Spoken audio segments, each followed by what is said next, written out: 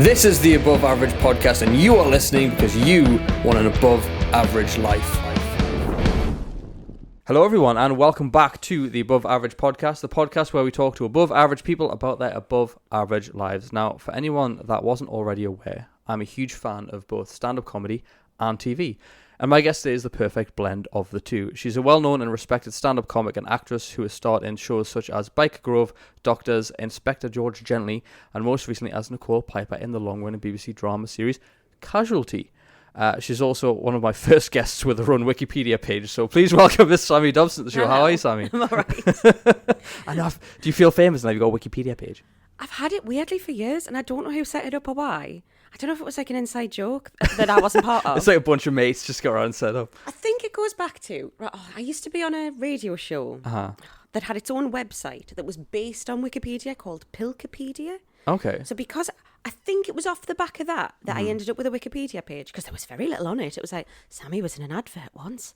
She exists and breathes air and, turns food into energy. It just had nothing on it because there was nothing to put on it.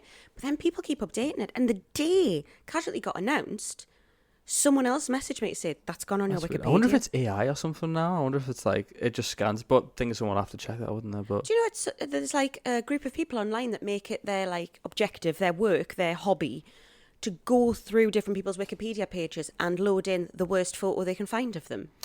That makes sense. You don't have a photo. I don't have a photo. You don't I'm have quite a photo. grateful because there's some bad ones of me.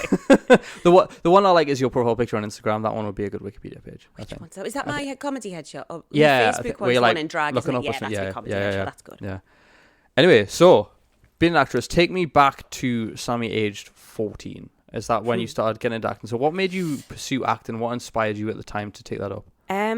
So it's something I've been into since I was tiny. I started going to dance classes when I was 3, maybe. Wow. I was very small. Basically, anytime my parents took us anywhere with anything going on, I wanted to be part of it. I didn't sit down if I went to a pantomime. I had to be up the whole time and dancing along and singing along. I just loved it. And weirdly, actually, this must have come first. So we tried to live in LA when I was very small. Oh, wow. Basically, a friend of my dad was a joiner. A friend of my dad's who was also a joiner moved to America and then rang me dad and obviously wanted to make his life sound great and said, Jimmy, you've got to get over here. Oh, you'll have so much work. You'll not know what to do with yourself. You'll have so much money. It's amazing. I've never been this rich. The weather. So we sold our house and went, let's move to America. I think I was 18 months old. I was very small. Wow. We got out there. 2 massively bad things happened. 1, we couldn't access our money in our English bank account, so we had only what we took with us, which wasn't much. Great. And we had a one-way plane ticket. And 2, my dad's friend was lying and he was drug running from Mexico across the border. Oh, Jesus and Christ. he'd just been talking shit. And you can't get a work permit, and we were just completely fucked. Wow. So we were homeless on Venice Beach.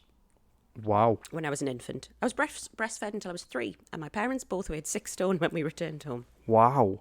So because we lived on Venice Beach all day, every day, because you could be there and it was free, and sometimes I would find coins in the sand. Twice I got scouted as a kid because I was just obnoxious. If someone had a camera, I would stand in front of them and pose and wait for them to take a photo. I was just a little arsehole. Me and my mum ended up being in Baywatch. And a campaign for Kodak film. We were used in an advert because my mum's beautiful. I look just like me dad. She really is stunning, and then I've just got my dad's entire head. It's so unfortunate. So yeah, we got, and then that got a little bit of money, and they said, right, get this kid up to the hills and get her an agent. So I think that must have put the idea in their head that it was like, oh, she's into this sort of thing. They weren't pushy at all. And then when we came back, I started doing dance lessons. Wow. So we did eventually get home. And I started doing dance classes, and then when I was 6, I went to a different dance school and they did drama lessons, and that's when I started acting. Wow, nice. So how did you get the Byker Grove role then? Weirdly, sort of through a roundabout route, they used to get their extras for Byker Grove from schools that had drama clubs. Okay, makes sense. So I'd just gone to high school, and that high school had a drama club, so I immediately started going to that. And then there was, you would either not be successful or get the part as an extra or get a part as a speaking extra. And I got part as a speaking extra. If you got a part as a speaking extra, they held extra drama classes on a Saturday for the speaking extras and main cast. And I was like, I'm going to go and meet the cast of Byker Grove. And it was, what they was secretly doing was trying to find new cast members. I didn't realise. So I went along to the drama classes and they were scouting for new characters. And off the back of that, I got an audition to play a character I was too young for. It just wasn't quite the right fit. So after a couple of weeks, I got a phone call saying, we're writing one in. What do you want to do? Wow. And I was like, sorry. And they said, we're going to write in a character for you. What would you like to do? And I said, I want to snog Ben and I want to snog Greg. And the first episode was me snogging the pair of them. Class. I love the ballsy attitude of it. Like it just seems like. Do you think it was just the fact that you were almost raised on Venice Beach that gave you this sort of like this confidence, that you were raised so differently to how a lot of other kids would be? Had that bizarre, not even. I suppose a confidence. I was bullied from nursery. Like I genuinely had a bully in nursery school. Like that's bizarre. At 3 years old to be bullied is mental. I've never not been bullied because I've always been odd. But I've always had the fundamental belief that doesn't matter. Like, I'm not going to stop being odd for you. Look at you. You're boring. You look like everyone else. I don't know. Boring. Yeah. You want me to look like that so you'll stop picking on me. You, whose opinion I don't care about. I've always had that, like, no, I'm not going to change. And I was unbearable as a child. Like, a lot of just them were very right. out there. And they should have hit us harder, if anything. But, yeah, like, when I was 11, I used to dress as John Lennon. It's not okay. Like, it isn't okay. Why John Lennon? Really like John Lennon. I was wrong. Paul McCartney's clearly the better Beatle, but I was 11 and, you've got to give yourself some you've got to grow. allowances. Yeah, exactly. Yeah. Wow. So, yeah, I've always been like, I think I learned that sort of being dramatic in a normal setting is unpleasant. So if you're just that kid, or it's hard to describe, but I knew it wasn't the right outlet for it. I knew I wanted to show off, and showing off was reprehensible. If that makes sense. I understand. Yeah. Oh, no one wants to be around the kid that's showing off. Yeah. So I had to have an outlet to show off, which was dance, drama, singing. You were allowed to do that there. That was the point of it. That was the whole thing. So I had that outlet. So I didn't have to be, I could just be a bit more fun at school and not, look at me, which isn't great. Yeah, I mean, to be fair, we had a lot of those kids in school, and to be fair, a lot of them probably should have been in the drama classes. I mean, I'm no actor. I can't lie. I can't act to save my life, right? But I always admired, like, I've always loved watching TV shows. I've always thought it'd be really cool to be in one of these things. Do you know what I mean? I've always kind of loved the idea, but I know in myself, I'm like, I'd bottle it. Like, I can do like a podcast or an interview or something. That's fine. I think I might just start interviewing stars. I think that might be my thing. Rather than be a star, just interview them instead, take a backseat. I think it's sort of like, what's your man from Hot Ones? He's famous now. I love Hot Ones. I was watching that in like 2018. I found it when I got an obsession with sriracha hot sauce. And I remember I was sat, I was on holiday at the time in Finland, and I discovered it, and I'm sat at this breakfast bar, and I had like my roommate was vegan, so we had these vegan nuggets and a fuckload of hot sauce, because vegan stuff, some of it doesn't taste the best. So I'm just putting hot sauce on everything, and I was like, I really like this. And I just searched like hot sauces and found the show, and I was obsessed. So it's amazing. Yeah. I've thought about doing this for this. Yeah, he is. Sean Evans, I love him. I think he's so good. Look at us. Who would have thought? Not such me. a meme. Should have recreated that. Paul Rudd, man, he really takes that like a boss. Yeah. I know. Maybe next time, if we get you on for a round 2 with you and Matt, we can do a Hot Ones, you versus Matt. So. Oh, he does like hot food. He's a very good cook, Matt Reid. Anyway. He does, yeah, I've seen a show. But anyway, let's not talk about Matt, because Matt gets mentioned too much on this show. But what was it like to be at that age? Like, did people talk about you in school, knowing that you're on TV? Like, did you get called? Like, what did people say about you? You're shaking your head. It wasn't good. Yeah. And I get that it's a really mad thing for a kid to do. Like, I think if I'd gone to school with someone who disappeared for half the school year and then was on telly, I wouldn't feel great about that person out of pure jealousy. And I think that's a lot of it is what it was. Yeah. I always fundamentally believe. That was weird. Yeah, I just dropped my chair by accident. Oops. That's fine. Keep going. It's fine.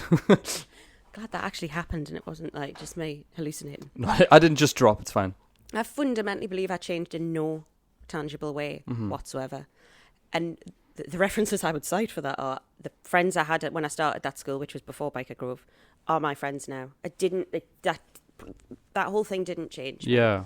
I think because I was just old enough that I knew the pitfalls, which I know is ridiculous when you think 14, but I knew going into that the chances of still being an actor at the end of that were really unlikely. The fact that the chances of making it beyond that show was so small because it had already been going for 18 years or something. Yeah. There was only about 3 people you could name who'd been on the show, whereas everyone I was on that show with, they gave up on their GCSEs, let alone not doing their A-levels, because they were just like, well, I'm going to be famous now, so what does it matter? And I'm like, you're simply not. The statistics prove it. So I stayed very level-headed, and I was like, well, obviously I still need to do really well my GCSEs, get my A-levels, go to uni. I still need to put effort in outside of this, and I still need to not be a prick. Like, that's really important. Yeah. Because I would watch it happen to people. You'd see other people join the show, and then I'd be like, you were nice like 6 weeks ago. What is this? I found that really interesting. So everyone at school imagined that had happened to me when it hadn't. Right, okay. So I got a lot of, you think you're so stuck up, you think you're so special. And I was like, I mean, I really don't. But I didn't care. Because once I had Byker, I always had stage school. That was always my escape from school and being bullied and how horrible school was. I knew at weekends and on nights I got to see my real friends. I'd get to go to stage school where we were all like that. So there wasn't really much bullying. Yeah. There was still some. There's got to be a bit of ball breaking in these things. That was the teachers. They used to genuinely like physically abuse us. Wow. But I went to a dance show for a child recently and it was shit. And I thought, I'm glad I was abused. We were tight. Yeah. And it looks much better if kids are hit. All I'm going to say is if I sent my kid to a dance school and they were getting thwacked with a hairbrush, I'd hope their toes were pointed. Have you seen Whiplash, by the way? Have you ever seen that movie?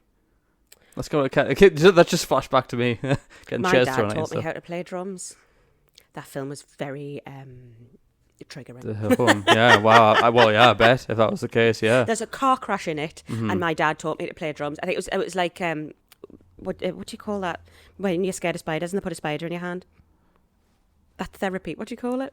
Therapy. Yeah, I know what you mean. Yeah, exposure therapy. Yeah. That's what that film felt like. Yeah, that's kind of what I imagine. I mean, to be fair, there's some when you say like obviously like hitting or whatever. I don't know what goes on in dance classes, but I feel like there's a line where it's like, okay, I understand what you're trying to do, but maybe you shouldn't do that. I think, but on the other hand, it does when you are pushed to that extreme, you can produce results, but it comes at a cost, and that's normally some sort of mental health issue or trauma or something like that.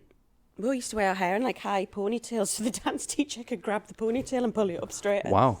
So, yeah. Can you still dance? I never could. You just went. 15 years I danced. 15 years of dance classes, and in all of that time, the only commendation I ever got was for enthusiasm.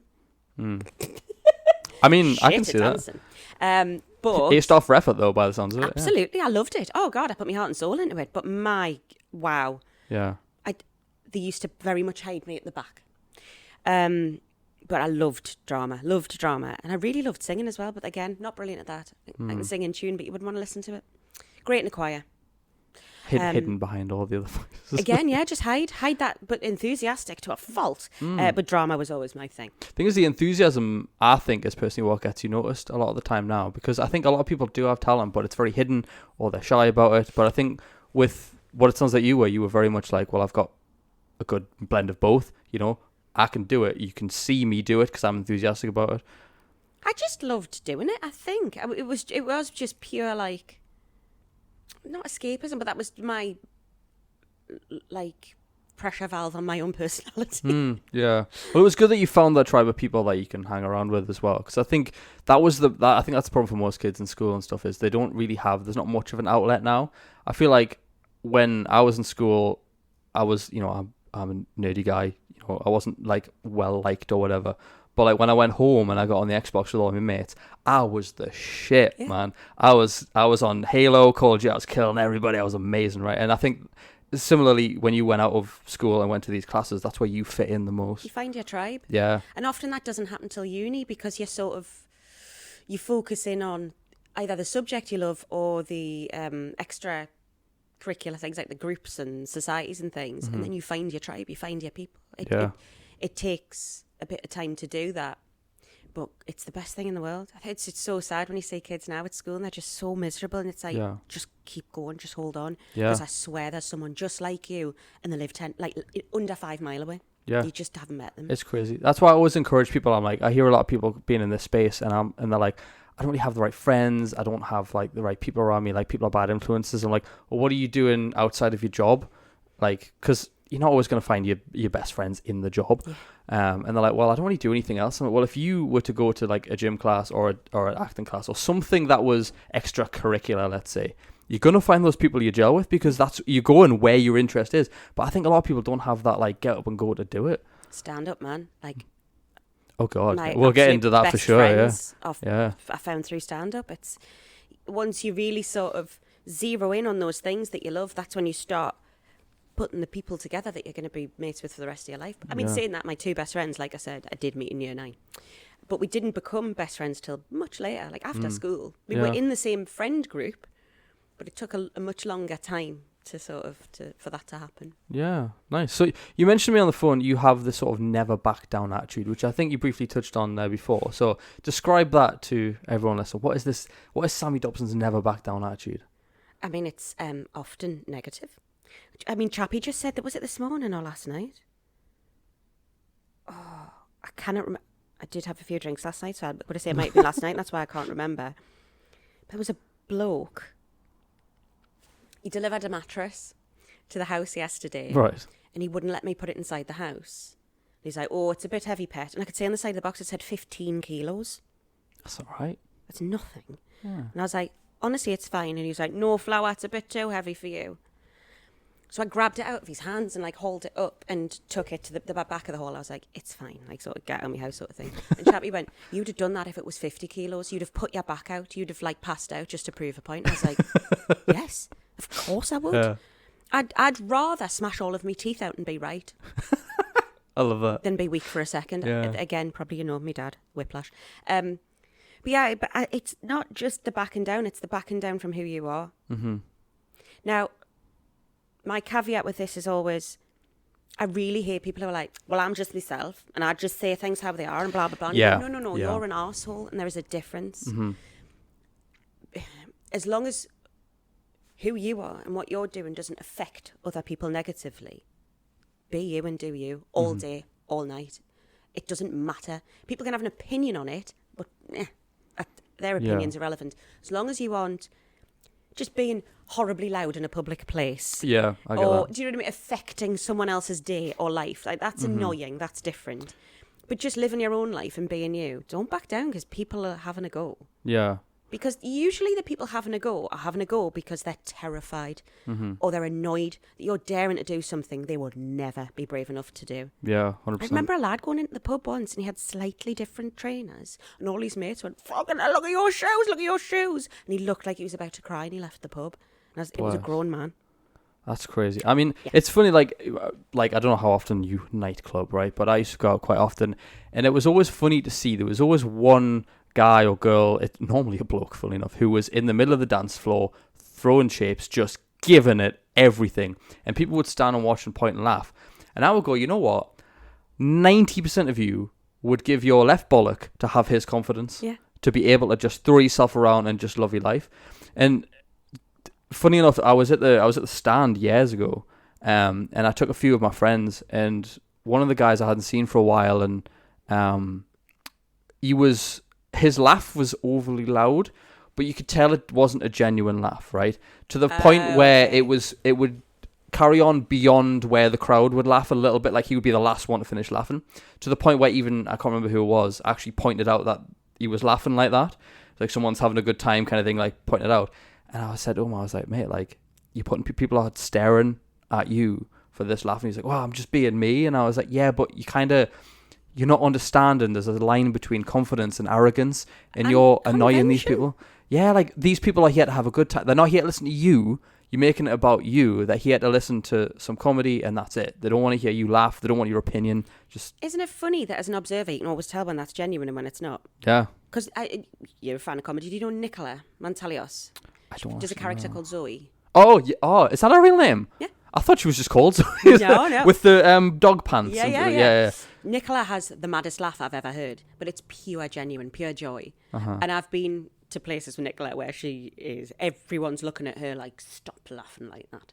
And they get really annoyed by it. Yeah. But it's so obviously genuine. She just shrieks from it like soul. She's so happy. Yeah. And I suppose I am a friend, so it's different. Maybe if I wasn't a friend, I'd be like, can someone shut her up? Yeah. But I love it. If I'm ever doing a gig and she's in the audience, I just hear this.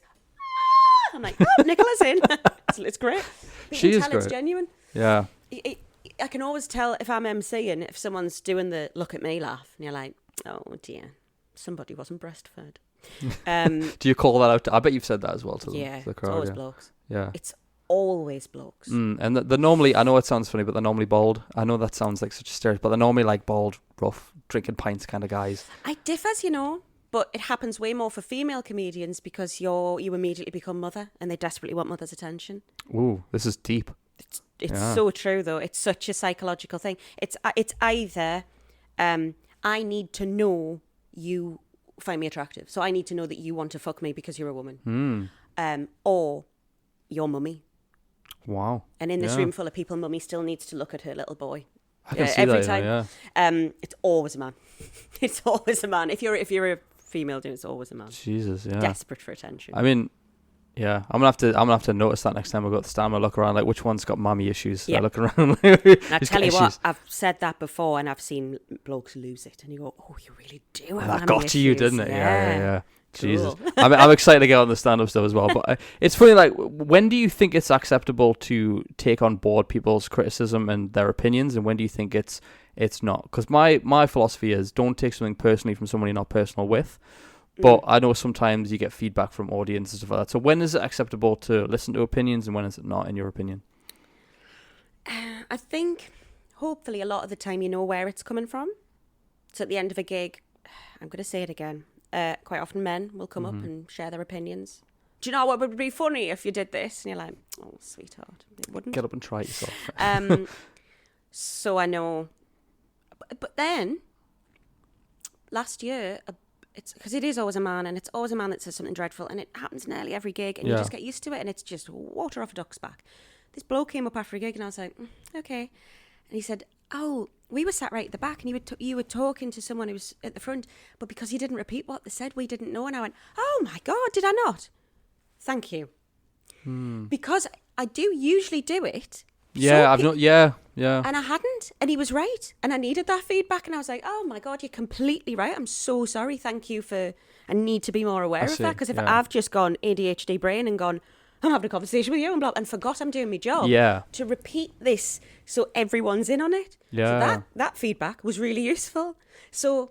But it'll also be the way he probably said it as well. He didn't say, oh, here, listen, you didn't repeat that, you shit. You know what I mean? Yeah. But I think you sort of, you know, don't you? And again, like you say, if it's a friend, you can listen more. I always think the things that you instinctively have my dog sometimes does this snappy bite thing where he's not going to bite you, but he goes, huh. And it's a pure defense thing, like, huh. Yeah. And it's fear. I think if someone ever says something to you and that's your response, well, I was going to do it anyway, or yeah, I'm not. You know that's a problem you've got. Yeah. You know that's why you've responded like that. It's something that you're really sensitive about. And if you're really sensitive about it, you know there's a problem there. Yeah. They're the things you need to address. But we all have things that we're not aware of. It was my hen do last weekend. And it was 10 of the most brilliant, beautiful, incredible women in a lodge in Centre Parks. A lot of them comedians, a lot of just incredible women. Like, I would die for these women. Mm-hmm. And every single one of them over the course of that weekend told other women there how shit they were. Oh, God, I'm so useless at this. Oh, I've made this cake, but doesn't it taste awful? Oh, God, I've tried, but isn't that awful? But not being able to take the compliments and stuff, yeah. And the worst negative self-talk I've ever heard. I'm shit at this, I'm not pretty, I'm this, I'm blah, oh, God. When I got back, I said to Chappie, does that ever happen with you and the lads? Do you ever sit round and just negatively talk yourselves down? And he's like, no, and I'm really sad to hear that's what happened. I was like, yeah, that's a thing. It's really bad, isn't it? Yeah. And the the sort of advice that we were giving each other, we wouldn't listen to. Like, oh my God, but you're so good. You're so pretty. I know what you look mean, at yeah. you. Look, and that thing you did, and oh my God, the thing you wrote, and no one can take that. It's weird. I had this conversation the other day with someone, and we're talking about compliments, and we're saying like, especially like, I think women receive probably more compliments than men do, but they're more likely to sort of rebuff it. Do you know what I mean? And fight back against it and be like, to the point that's where I just think, like, stop how it. dare you? How dare you compliment me? Yeah. Yeah. You're obviously lying, or you're just saying that, or yeah. It's funny how it, like, I used to be, obviously I grew up not very confident, and it used to be the case of like, if someone gave me a compliment, it was a massive shock to my system. Like if someone was like, oh, I like your t-shirt or whatever, and I'm just like, oh, you know, my mum bought, you know, this is, you know, I just like, it was on sale. It was really it was on sale. Yeah, you know, I'd play it down. Mm-hmm. Whereas now I'm like, you know what, if someone's going to give you a compliment, accept it, and even if you're like, this is total bullshit, I lied my way through this, you just say thanks, because you eventually build up this confidence to say, you know, well, maybe they are genuine, you know, you start having a belief in people again. Yeah. But then the opposite's true, where I've spent time with people who accept compliments, and I think, wow, big head. Yeah. Which is awful.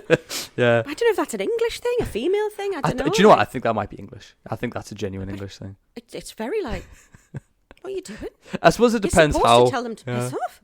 It's really weird. If they're like, if you're like, oh, I love your dress, I know. It's like, well, piss off. Isn't it beautiful? It was really expensive and I can afford it. Yeah, Get when out they of do my that, when they go house. beyond it, it's like, you're like, no, shut the fuck up. So tell me about the stand-up comedy. How did you get into that originally? So sort of a weird one. I loved comedy from being tiny. Mm-hmm. My biggest love when I was 4 years old was Vic and Bob. Right. My mum and dad would videotapes Big Night Out for us, and I'd get to watch it when I came back from nursery. I think it used to be on a Thursday night, so I used to get to watch it on a Friday afternoon. It was my favourite thing. My parents got called to the nursery when I was 4 because I was upsetting other children because I would quote Big Night Out at them. I would like get up in their face and say, "You wouldn't let it lie," which is weird. Yeah. It's sort of menacing. Just So I a was tad. obsessed. I went, they have like a really famous live video. It was like VHS, the tape was yellow. And it was taped at City Hall. And I'm there. And my dad is holding me over the balcony at the City Hall like Blanket Jackson. I was like 4 years old, this tiny little infant. And you can just see as the camera pans down, I'm like, there I am. Wow. Weird. I was obsessed, always loved comedy. It was my favourite thing. Yeah. And I was terrified to ever try it. Acting came on naturally. I mean, my dream was always to do comedy acting.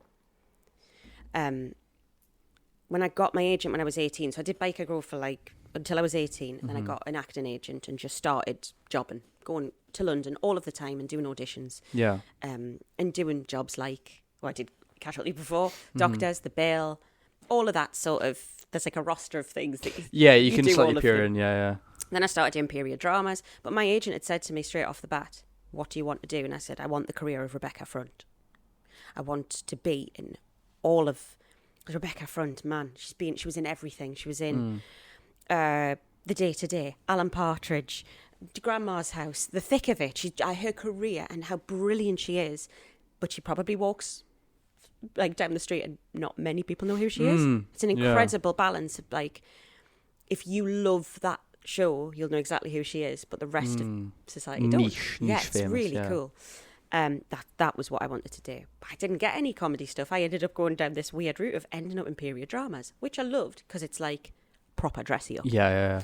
So that's what I was doing mostly. So by the time I was 23, I'd just done 2 period dramas back to back. A World War II one, and then I'd gone out to South Africa to do Women in Love, which was like 1920s. And I'd filmed a bit for that, and then I was supposed to be home for 2 weeks and then fly back out for a few weeks and finish the job. And on the 2 weeks while I was home, I went climbing in the lakes with some friends. It was late at night, about 10:30. I was driving back from the lakes and a car hit me head on. They were on the wrong side of the road, doing about 50 miles an hour. And I was absolutely mangled. The car was destroyed. I had to be cut out. Took an hour and a half. My thigh was snapped in two. My face was torn. I mean, my mum said it looked like mince. She thought my eye was gone. I read one article that you lost an eyelid. Is that right? My eyelid was ripped off. It had to be reattached, yeah. Which is why I've got like a weird dolly eye now. Never mind. The bottom of my back broke. Like, it was really bad. In fact, I think the fire brigade got there first, and the fireman laughed and said, "Oh, didn't expect to find anyone alive in here." Jesus. Yeah. Well. It was like Yeah. horrific. And that, in one fell swoop, one action, one stupid person's ridiculous choice, my acting career was finished. That was it. Done. Certainly couldn't finish that job in a couple of weeks. Yeah. I wasn't out of a wheelchair for months. I wasn't off crutches for over a year. My scarring was really bad. How could I possibly... I couldn't go back to period dramas. I was cast in period dramas because I looked a certain way. Certainly didn't look that way anymore. It was gone. Done. I'd worked incredibly hard for 5 years, traipsing back and forth to London, doing these awful auditions, doing these jobs I didn't really want to do. I was finally getting somewhere and it was really cool, and then bang, gone, done. So what do you do? So it took a while. At the time I was working at Newcastle College. I was CSW, which is like a sign language interpreter, but in education. Okay. So I just went back to the college and just sort of went, well, this is me now then, I suppose. And I was still healing and still having operations, and I had a lot of that to focus on. Yeah. And unfortunately, 3 months after my car accident, my mum was diagnosed with breast cancer. It wasn't a great year, so I had a lot of sort of stuff to deal with and process. Yeah. So it took a good couple of years to sort of, I mean, simply not to be depressed. Well, to yeah, actually I can imagine. get outside of that situation and go, oh, okay, I'm not as depressed now. Something's not right. What's not right? I don't have an outlet anymore. Okay. Well, you've just nearly died. Maybe try stand-up. You've got nothing to lose. That's what you jumped to? That was the sort of the thing that had been holding me back my entire life from stand-up. And I had been told to try stand-up. I'd been told to do it. Like, almost annoyed and aggressively by Steve Merchant when I was on his radio show. He was like, you need to be doing this now. Yeah. You are 20. If you start attacking this now, in 5 years, you will still be 25 and you will be on TV doing this will be your job. You need to be doing the Fringe. You need to be doing this. And he would tell me this all the time, and I'd go, but I can't. I'm not funny. Or I'm not good enough. I'm not you. I'm not these people. I'm not whoever. And now when I look at it, if I had joined certainly the London circuit at that time, yeah, I definitely would have been on telly doing comedy now. And he was right. Interesting, yeah. He was right all the time. I hate him. God damn it, Stephen Merchant. He's very clever. He's very wise. Anyway. He's also very, very tall. So tall. He had a pair of jeans hung up once and they were the height of me. Jesus. Weird. Anyway, so it's sort of gone in a bit where I was like, yeah, maybe I should do stand-up, but I'm too scared because that's the thing I love. And it's so easy to fail at it. And if I fail at the thing I love, well, that's it, isn't it?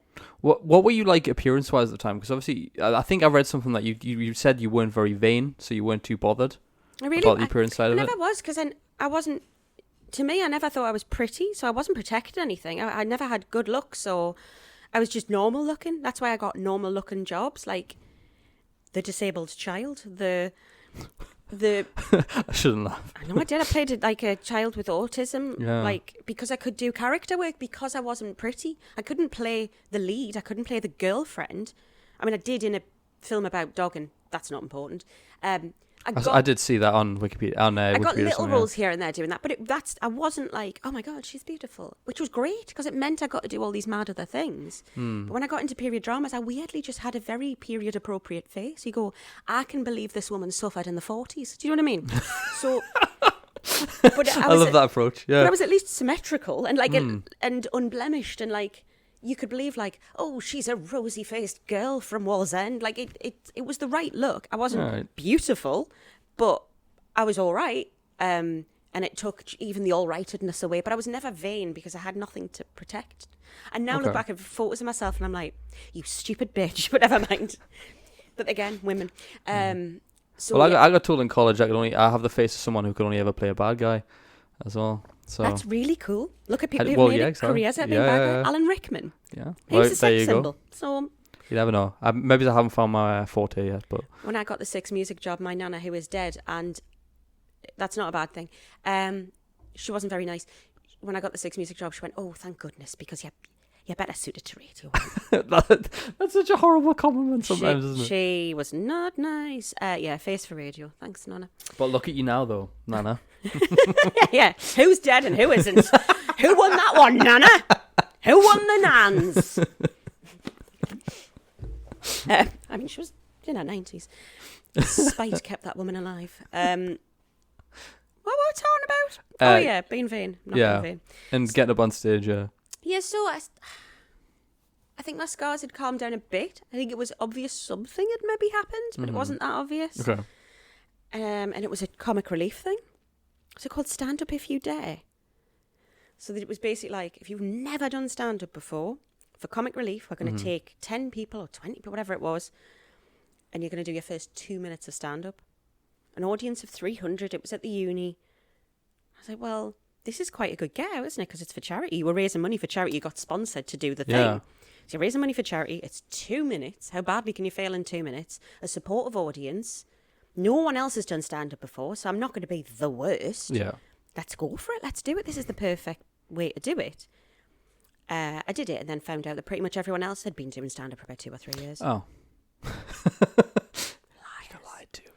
But it went really well, and I was like, oh, I got the buzz for this. And Ben Crompton headlined it as like a proper name to do a proper bit at the end.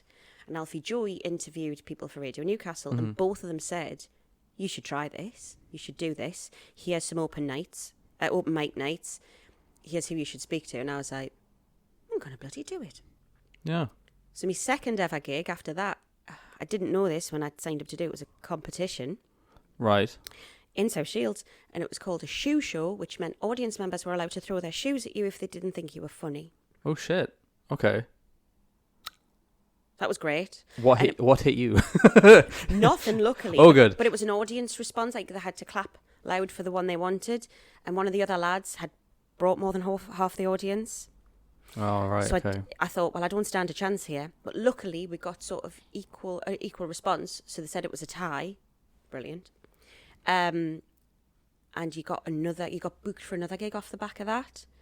So then I just started picking up these little things and, you know, taking the tiny little gigs here and there. And you're in a good position if you drive, if you want to do stand-up, because people will say, well, if you drive me to this gig, I can get you 5 minutes on it. And I was like, I will drive to Nottingham. So I would just, whoever, wherever.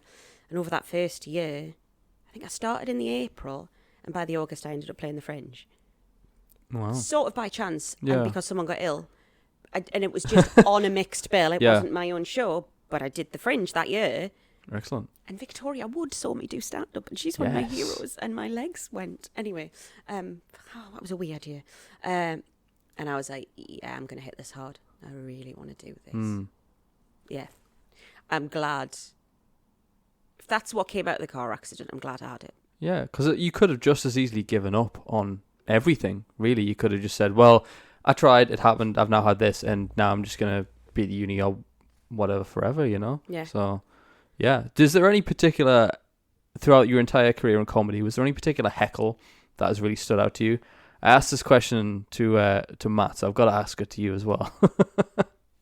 Oh, it was so horrible. I mean, I've already sworn on this. I'm really sorry. I don't know if you're allowed to. Yeah, you can swear all you want. That's fine. I can't monetize anything that I do because it just has swear words constantly, so it's fine. Don't worry about it. Gig in Glasgow. I rarely let my boyfriend come to gigs and watch gigs. I'd let him come to this one because we'd gone up to Glasgow for the weekend. It was in the back of a pool hall. Everything about it felt like train spotting. There was a bloke who was so drunk when we were going in. There was bouncers on the door. He was so drunk he was crawling up the stairs. Jeez. And the bouncers helped him in. And when I saw that, I was like, they're not throwing him out, and I've got to do comedy here. Yeah.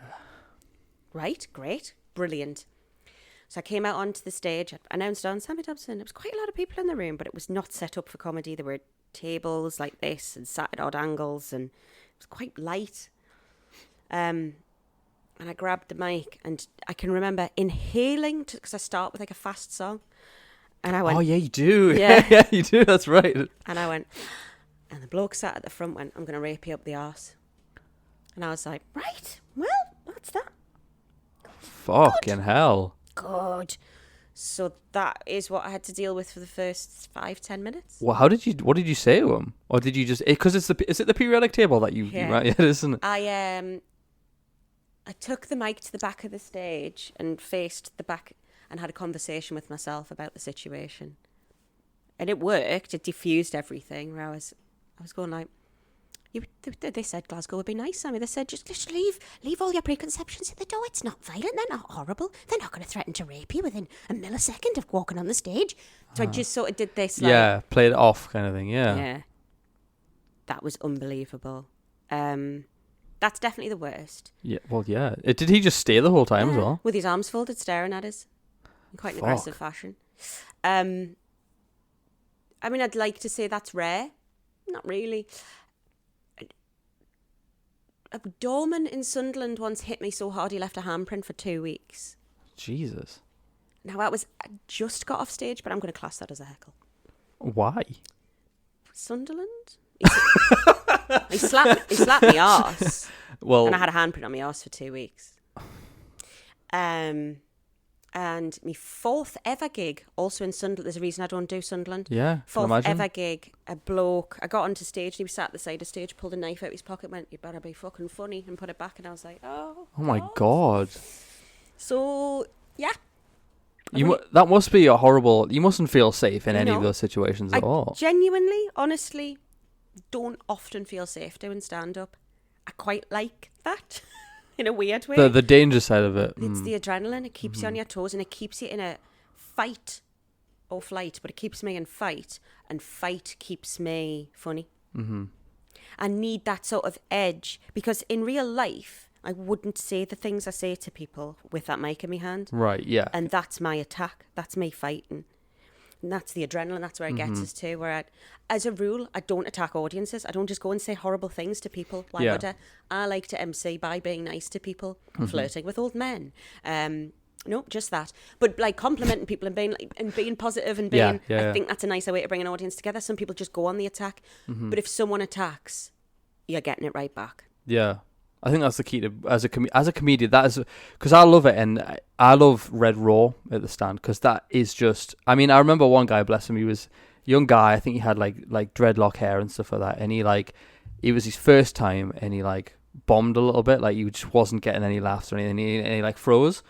And what I really loved was the moment where the audience like was like, "Come on!" Everyone stood up and like cheered, and I loved that. And then like the next one came on, he was really confident and funny, and like the crowd shouted a heckle, and he won it back over. And I was like, this is just the two dynamics of what people can be like in a crowd. They can be really nice when you're bombing, or if you're doing really well, they want to bring you back down. Yeah, it's crazy. It's Red Raw is such a gift of a gig because there's very few things like that across the country. Yeah, to have a 300 strong crowd sold out every Wednesday to do your first ever 5 minutes, who are supportive. They're nearly always supportive. Like you say, if someone like forgets their words, everyone's like, "We're behind you. We want you to succeed." Which is where does that happen? It's lush. I quite like MCing Red Raw, but I do always remind the audience, if I MC Red Raw, I always start by saying, some people are doing their first ever gigs. Yeah. And of course, someone in the audience tonight will be doing their first ever gig when we do the audience raffle, and you can see the panic on their faces. And I'm like, good, remember that. Yeah. Remember that. This is scary. Yeah. So be nice. Yeah. I had to get on stage once at Red. I don't know whether it was Red Raw or not. It was some guy asked me to read out books. I don't know, some older dude. He got me on stage and he was like, he said, I normally pick someone with glasses to do this next bit. And I thought, that'd be funny. And I took them off. And he went, "I've just seen you take your glass off." And I was like, fuck. So he got me up and I was like he asked me to read these children's books or something. I don't fully remember the full thing. I think it was funny. I did okay. But you can't see shit when you're up there either. It's just it's just this one stage light and then there's the guy flashing you at the side. It's why the front row gets picked on. It's because we really can't see beyond that. You have to sort of give it this to see any further. Yeah, you can't see that entire back sort of section. Yeah. It's so funny, like, before I did stand-up, I loved getting picked on. I loved getting interacted with. I loved getting brought up on stage. I understood the convention then. This ain't your moment. Don't overstep your mark. Don't try and be funny. Yes. You're being utilised. And we can sense those people. now I'm doing it. Now I'm the person sort of interacting and picking. You can tell the people who are like, pick me because I think I'm hilarious. And you're like, no. You're going down. You're looking for the people who are like engaged and want to give you something, but not too much. And that's absolutely the person I was sat there going like, oh, I love this. Oh yeah, talk to me. I'll not say anything you don't want us to. I think I was sat front row once and Zoe was on, and I don't think I've ever sat in the front row since, to be honest. She's terrified. I really want to know what she's like in person. I'm hoping one day I get to like interact with her properly, but like she comes on and she does just stare at you, which is like, obviously I know it's part of the act, but it's so unnerving as well. She's a soft and wonderful earth mother. She did like tarot readings at my hen do. She'll stroke your hair. She's just so caring and lovely. Yeah. But she absolutely is Zoe as well. Yeah, she will tell you a new one. Yeah, absolutely. So we talk a lot at the minute about this cancel culture thing, especially in comedy, because people saying you can't say this anymore, you can't say that. Like, my dad's a big fan of the show on TV. I'm trying to remember his name. Holy shit. Just mind blanked. It might come back to me. But he does like loads of different characters and stuff. It was quite an older show. And I know you're struggling to remember this as well. And basically it says at the front now, it says the views expressed in this are representative of the time. And I was like, we need to put that on there now so that people don't get offended by it. So I'm just curious, where do you stand on cancel culture and that whole movement? I have a horrible sense of humour. From being a kid, have always enjoyed comedians who put their finger in a bruise. I really love people who push and push. Loved early Jimmy Carr, loved Frankie Boyle. Mm-hmm. Used to like Ricky Gervais. I love it. I love it when you tell a joke where people laugh and then feel bad for laughing. Yeah. I love a gasp. Anything like that, right? So I am absolutely not a snowflake. I'm not a like, oh my God, you can't say that. And what I love is when you get a student audience and you say something that pushes a button and they laugh and then they're like, oh, because you go, your instinct was to laugh. Yeah. That's what you wanted to do. And then you went, I'm not supposed to because I'm part of a society that tells us I shouldn't laugh. Now, I now sound like I'm on the other side of the fence and I ain't. Mm-hmm. My opinion has always been, I love like really pushing them. Yeah. If you're punching up. Mm-hmm. I've never, ever liked shit that punches down. Why would you? Why would you ever punch down? Why would that be funny? Why would it ever be funny to get a laugh, a cheap laugh, out of taking the piss out of a minority? It's this sort of, well, you can't joke about rape. You can joke about rapists because they're pathetic and hilarious. But you can't joke about someone who's been raped. Absolutely not. And why would you? Why would you make a joke about a rape victim? This is what I don't. This is the psychology I don't understand. Going, oh right, so the stuff you wouldn't joke about, and I'm like, yeah, of course there is. Yeah. Because there's stuff you wouldn't say to people in the street. There's stuff you wouldn't discuss. I don't understand. Just like, it's so lazy. Basically, what it is baying dogs. It's like having little bits of sausage in your hand because the idiots want to hear you say the naughty word. Right, yeah. Because that's what I say in the pub. That's what I call them and all. Yeah. Where's the joke? What have you constructed? What have you written? What's funny? No, what you've done, what you've got to laugh out of there is saying a naughty word like 6-year-old boys do at school. It's not funny. It's not clever. That's what I don't understand. Some of my favourite comedians, like Frankie Boyle, say some of the most horrific stuff, but he's punching up. Yeah. Yes, take the piss out of the royal family. They're bulletproof, man. They don't care what you're saying. With their millions, their position, what they do. Are you kidding me? Yeah. Take the piss out of the royal family. Take the piss out of anyone if it's punching up. The Prime Minister. Politics, it's always a good sort of... Yeah, politics is quite a common one for comedians. Punch up. But I would then say, but if you're going to take the piss out of Boris Johnson, don't just say, and he's a bit fat. Is that funny? What? I that's what I don't understand. Yeah, I get you. Yeah. Would you take the piss out of the Prime Minister now and bring his race into it? No. Because he's a hell demon brought forth from an enchanted mirror. Like, there's something deeply wrong with that man.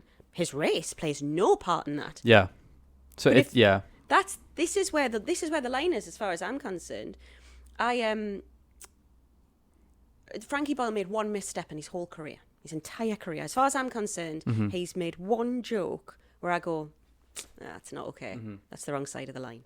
And it was when he made Harvey Price the punchline of a joke. I remember that. That Was such a massive thing at the time. I think even the dark one of my favorite ones from Frankie Boyle was the one with the monkey in his loft. Do you remember that one? Where he says, like, he's talking to an audience member and he's like, when I was younger, my granddad used to take me up to the loft, and in this chest he had like a mermaid or something like that, and he used to watch me make love to that mermaid or whatever. And then he's like, and as the years went on and I got a bit older, I stopped going around as much. And then when he died, I went back up into that loft, and you know what I found? He's talking to the audience member, and he's like, I found a monkey with its legs sewn together, and he's like, you remind me of that monkey. It was just like, where did this come from?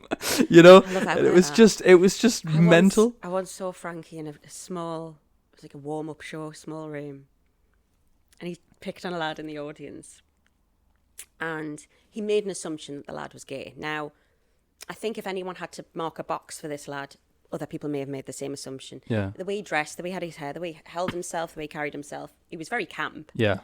And he said, he was sort of bringing him into a bit of material. He said, do you have a partner, boyfriend? And he went, I'm straight. And Frankie went, oh, son, the first cock you taste will be the cock of freedom. Right? Yeah, I like that is really fucking pushing that's. Yeah. But it's not, but what he's saying is, if you're in the closet, my God, when you get out, life's going to be so much better. See, I find that really funny. He's not taking the piss out of him for being gay. If anything, it's the reverse. What he's saying is, liberate yourself. Yeah. Be free. Like, it's the joke. How do you describe that sort of bouncing around a topic? It's such a hard thing to describe. And we've all said things on stage where you go, I was on the wrong side of the line with that joke. And you've got to learn and grow, and you've got to, because particularly MCing, you will say shit before your brain has engaged with your mouth. It's out there and you've gone, oh, I said that. And we get away with it because we're in clubs 99% of the time. I mean, obviously I've never said anything. I've never been a rape apologist or a Holocaust denier, but I sometimes say things where I'm like, ooh, I'm not sure about that. But I've had audience members come up to me at the end of gigs and say, I don't think you can joke about that. And what I've joked about is like my own vagina. I think, well, I fucking can. See what I want about this. If anyone can, it's absolutely me. Yeah. So I think there's wrong people in both camps. There are people saying, there's very few of them, but there's people saying, you mustn't joke about anything. You must only joke about these three things, and we will ratify the jokes before you. So few of those people actually exist. Yeah. And you were right before, it is kind of posh student-y type people who normally have an offence to that, yeah. Rarely is it the people who you are joking about. Yeah, which is, yeah. If ever. And then you've got so many people on the other side of the amount of people say to me, oh, well, you're a comedian, but you can't say anything these days. And I'm like, say what the fuck I like, mate. Really, I can. Yeah. In fact, of all the mediums in the world, stand-up's the one where you really can do that, because an audience will tell you if they like it or not. I could go out there and be very hateful, and generally an audience are going to go, why are you saying that? Don't say that. Yeah. Get off. Boo. I've seen comedians that come on and they just play the race thing the whole time, or they just go off on one about like politicians and stuff, and I'm like, you've got a good context there, like a good concept, but you're just getting the cheap laughs, and I'm like, that's not funny. It's not. Like the thing that makes a joke funny is almost its cleverness, its play on words, its double meaning or something. Yeah. A comedian called David Callahan who doesn't really do stand-up anymore. Just these like quite high concept comedy theatrical shows. He's really good. But I used to love his club set. He did a great club set. I think he's a loss to club sets. And he had a joke once where he was like, it was about a racist family member, and the punchline was, but he had a point. They are mean with money, right? And what's incredible about that joke is you fill in the blank. So you go, oh, that's a bit racist, if you fill it in with something racist. And then he lets the audience sort of go, oh, that's a bit, and he's like, Yorkshireman. So, yeah, do you see what I mean? That's clever. That's a clever joke that is a bit about racists, and it's about racists. It's joking about racists. Yeah, but you can't then get offended because you thought of it. Because you filled the blank in. That's great. Love anything like that. Jesus, I'm gonna have to go back to the stand. It's been a while. Do you know what the last time was at stand?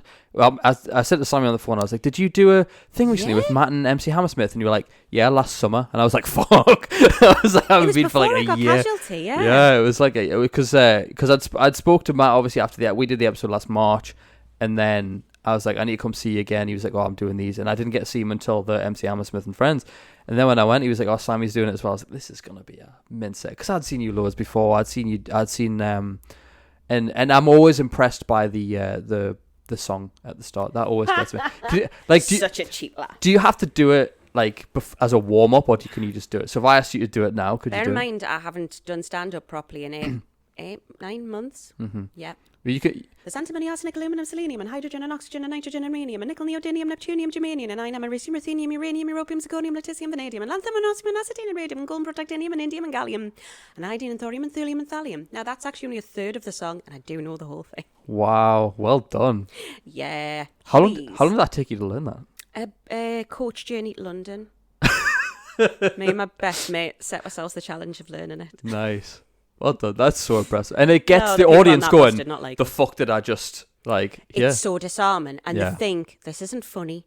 And you're like, I love it. I love the discomfort and really milking the discomfort in that first bit. And then the punchline at the end where they go, oh, and then you can go, all right, we're in. I love doing that bit. That's amazing. I love hearing that. I don't think I'd ever get tired of hearing that. You went on that coach. Well, that's fair enough. How long is the coach lunch? Well, like 8? It's about 7 hours. Yeah, I was going to say hours. So you did, in your acting career, you've actually done an advert, which I found as well, and I realised I'd seen, you know what's really annoying researching you? I've seen stuff you've been in, didn't have a clue it was you, and it's so weird, because the Iceland advert, I was like, I fucking remember this.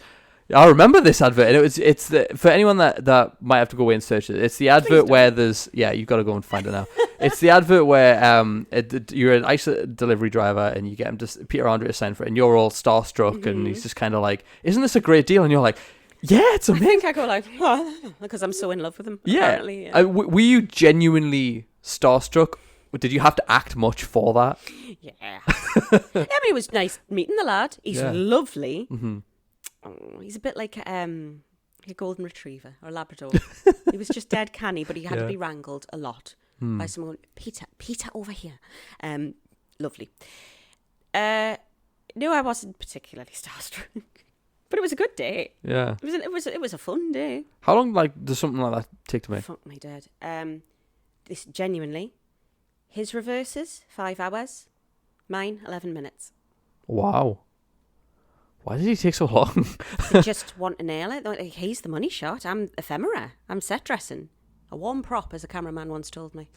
It's all about him. It's all about his angles, the money shot, the pulling the Iceland pizza out of the thing. Yeah. They have, when you do an advert like that, they're so awful to make, because you've got the ad execs, the people from the company whose product it is, they're all sat there looking at the monitors.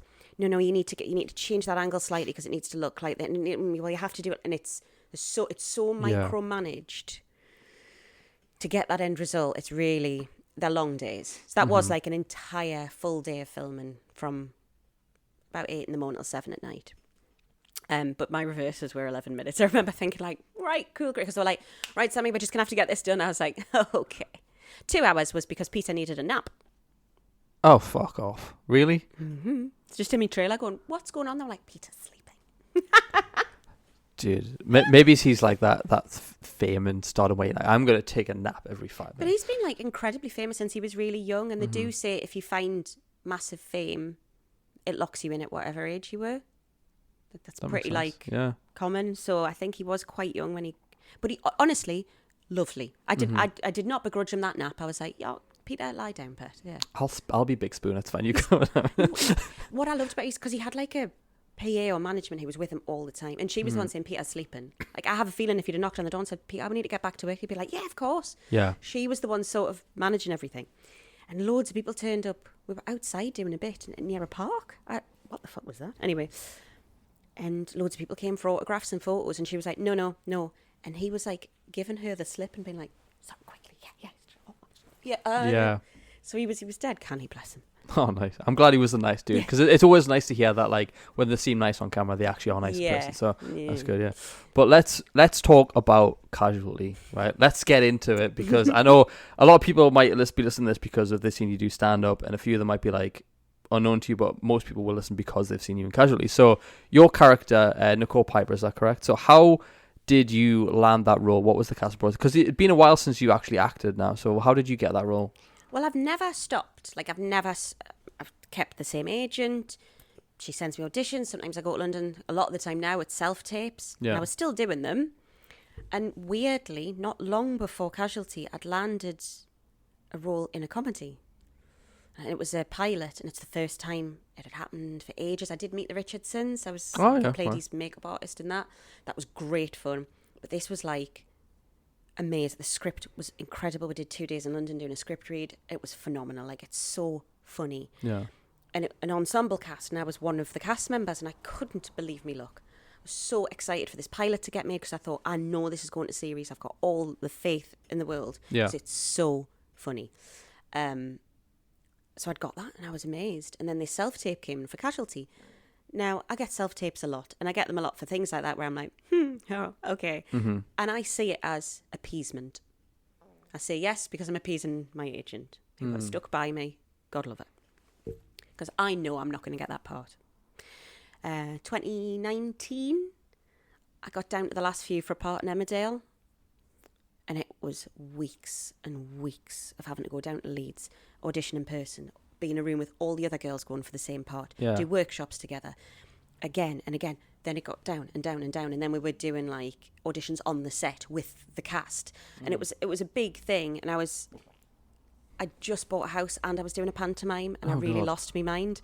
And then I didn't get the job, and I was absolutely devastated, because you've put so much of yourself into it, and so much time, and so much effort and energy, and you want it so badly, and then I didn't get it, and I was genuinely like devastated.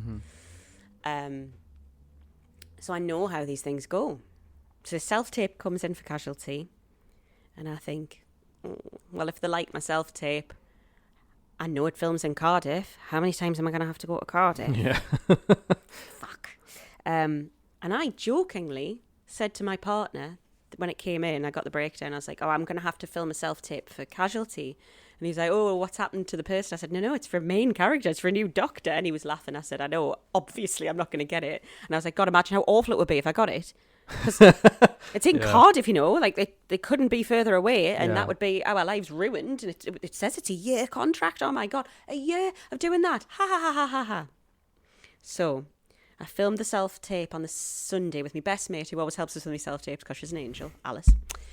Filmed the self-tape on the Saturday, submitted it on the Monday, like you do, genuinely going, well, I'll never hear anything from that. Mm-hmm. And then I got a call from my agent on the Wednesday. My agent only calls with good news. Anything else, it's an email. So my phone's ringing and it says my agent's name, and I was like, oh my God, the self-tape? I must have got shortlisted, and they must want to see us in person. Amazing. And I was just getting off the metro, and I had the dog, and I could hear the excitement in his voice, and he went, Sammy, you've got Casualty. And I was like, what? He went, you've got the part. Nice.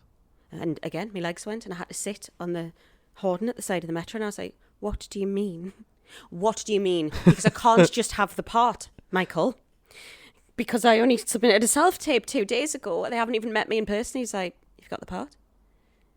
So I then spent the next 2 days crying, going, what the fuck am I going to do? I've got the pilot for the comedy, and I'm not letting them, I can't let them down.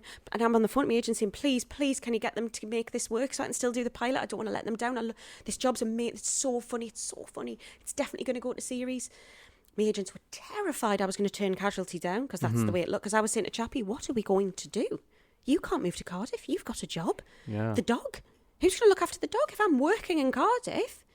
Oh my God. But at the same time going, this is the biggest opportunity I've ever had. This is Casualty. I genuinely spent 2 days crying. Barely slept. And by the Friday, I decided not to take the job.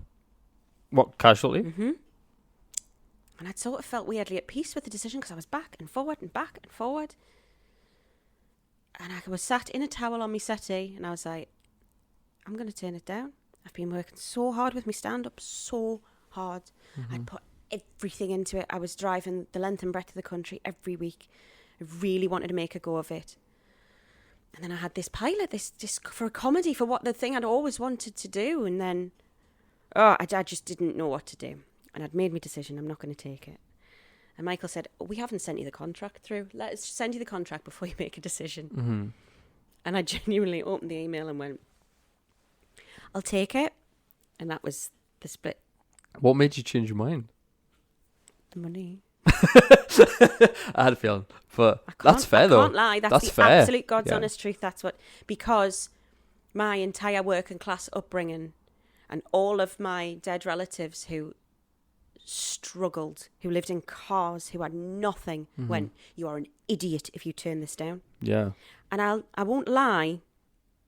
I knew it in the core of us, it is what I wanted. Mm-hmm. What I didn't want to do was upset other people. Yeah. I didn't want to upset Chappie and make our lives hard. I didn't want to let down the comedy that I'd already agreed to. I hate letting people down. And, but I knew, or even after I'd sort of decided not to take it, I knew what I really wanted was to do it, because it's Casualty. It is doing acting, the thing I love, for a year, being a doctor, getting to pretend to be a doctor, doing all these cool, it's so like covered in blood, all these tools. Yeah, it's the coolest thing in the world. You're going to be paid to do that, to like play, to get to act every day, that thing that I love doing, that's so freeing and such a conduit for creative endeavour. I was just so frightened of letting people down, ringing me comedy agent and saying, all those gigs you've worked really hard to book on my behalf, I have to pull them all, and I'm a monster and I'm sorry. So it was, God, I'm shaking remembering having to let people down. I hate it. So I took, and when I, oh my God, I'm going to cry. When I took the call, when I rang the agent to say I take it, I knew that was right. As soon as I did it, I was like, fuck, of course, that was the right decision. Mm-hmm. But I was just so scared. You get to this age and I'd sort of like, I knew what everything was. Yeah. And I never saw this happening again. I'd made peace with the fact it wasn't going to happen again. And that was it. So it was absolutely shitifyingly scary. I bet. To sort of go, all right. And my contract started the following Friday from making that call. That was the first time I went to Cardiff, was the following Friday. I had a week. And I was just so scared to my bones that I wasn't going to fit in, that I was going to be bullied, that it was going to be a toxic environment where they don't like new people. Because I've heard these stories from my friends. That happens all the time on other jobs. I won't name the very specific jobs, but it would be the ones you expect. Yeah. And I was so frightened that was going to happen, because it's a year. A year, if you're unhappy, is really long. Yeah. Turns out a year, if you're happy, goes so quickly, because I have never been happier. Yeah. It's amazing there. Like, genuinely, it sounds like I'm part of a cult. The people are so nice. Mm-hmm. I thought that had been told by management, there's a new girl in, you have to pretend to be nice to her, because it just felt like you can't all be this nice. Yeah. Oh, they are. The only thing I hate about my job is the fact I have to drive 6.5 hours every week to go and do it, and 6.5 hours back to come home and see my family. Everything else about it is the most incredible thing in the world. But it'll set you up in a really nice way in the future as well. And that's what I think a lot of people forget. Honestly, is obviously, if they keep me, I'll stay forever. I'm not joking. Yeah, you could be the longest running guy. Who was that guy that was there for you? Was it Charlie or something? I will outstrip Charlie if they give me the opportunity. I cannot believe there was ever a minute where I thought I wasn't going to do this job. Yeah. Because it's unbelievable. But it was other people that would have made that decision for you, and I think that was probably what didn't sit right with you. Because I think a lot of people, they get given opportunities in life, and it's always, well, what about this person? What about this? What about that? What am I going to do about this? And it's like, most of the time, it's always going to be okay.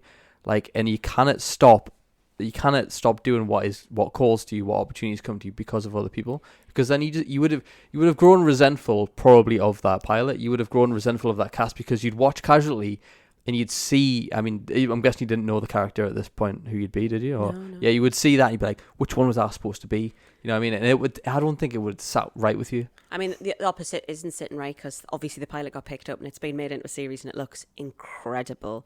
Can you say the name of it? Or Smoggy Queens. It's about drag queens in Middlesbrough. Mm-hmm. genuinely, it's going to be incredible. Yeah. And when I saw the promo picture and it's all the people I did it with and this one stranger, and I was like, that's me. That should have been me. That's really hard. Yeah. Really hard. But I still think it was the right choice. It broke my heart to do that. And this is the thing about life, isn't it? You just don't know. You don't know. Because I could have made this choice and I could have been miserable and I could have been driving there every week crying my eyes out thinking, God, I've got to do this again. I've got to turn up and no one talk to us and have no friends and just be so unhappy. And I gave up my stand-up for that and I gave up this job for that. But luckily, it's all worked out. Yeah. And I'd like to think stand-up will still be there if I have just... I don't know if I can say this. I'm probably not allowed to say. If you think you should, maybe No, so. I won't. We'll keep it. But like my contract at Casualty was a year, and obviously that's a movable thing. That after a year they sort of readdress that, and that's how people end up being long-running characters. So, what is it? June now. My contract started in September, so that's up for negotiation soon. Obviously, if they'll have us, I'll stay. How do you think that looks? Do you think you got this? Nobody's safe. Oh, well, I suppose it's one of those shows. Yeah. So yeah, if they'll have us, I'll stay. And if they kept having me, I'll stay. Yeah. Because I'm just going to sound like I'm in a cult, but Casualty's not a soap. It's a long-running drama actually. Yeah. But it is like we have the time and the money and the crew and all of it of a drama, not of a soap. Yeah. We're 26 minutes a week, which is a drama. Yeah. It's not a soap. Yeah. Soaps are way more than that. They have multi-cameras, you only get one go at things, blah, blah, blah, blah. When I did Doctors, they filmed a rehearsal and didn't tell us they were filming a rehearsal, and they used it. So these things have great churn, and it's like, blah, blah, blah. Not on Casualty. We have time. Yeah. Time to get into things, to work things out, to really... Everybody there is doing the best work. Yeah. The props people, the effort they put in, the medics, the makeup, the effects, the thought they put behind a single pin badge on a costume. Everyone it's the micro... like it's intricately designed for that, It's amazing, right? Well, that's probably why it's done so well all these years, you know. I remember watching it on Saturdays when I was a kid. My mum was obsessed. Maybe she watches it now. I haven't told her that you're coming on, so maybe she'd be like, the fuck? But this is the thing. I did it in 2006 when I was 19. And it wasn't like that. It wasn't as... It isn't what it is now. So I very much had a thing in my head of, I've done Casualty before. And when I did Casualty before, it used to be in Bristol then. When I did that 2 weeks when I was 19, I had the best time. Yeah. I loved it. Everyone was amazing. It was wonderful. And when I got back, I rang my agent and said, how long before you're allowed to do Casualty again? And she was like, it's 2 years. And I said, well, if after 2 years, like a nurse or a doctor comes up, I would love to be on that all the time. Because it was so... Yeah. I made friends on that I'm still friends with. 2 weeks. Nearly 20 years ago. Right? Wow. Loved it.